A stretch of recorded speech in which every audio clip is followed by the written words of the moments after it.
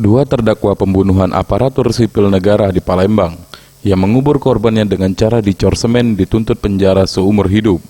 Dikarenakan jaksa penuntut umum menganggap keduanya terbukti melakukan pembunuhan berencana.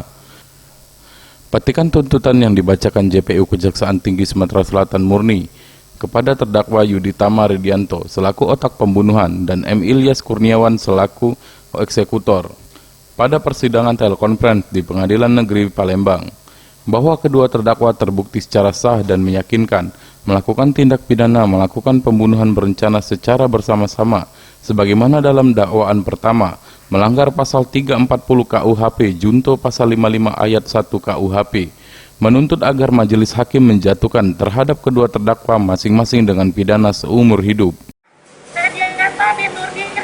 Terbukti bersalah karena tindak pidana pembunuhan berencana secara bersama-sama dengan Ilyas, penuntutan terpisah dan Lopi DPO sebagaimana dalam dakwaan primer melanggar pasal 340 KUHP junto pasal 55 ayat 1 ke 1 KUHP, menjatuhkan pidana terhadap terdakwa seumur hidup.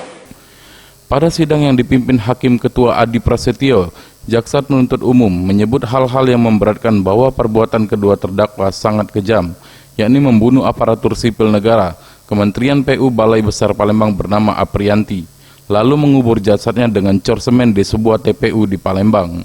Welia Ep, Sriwijaya TV.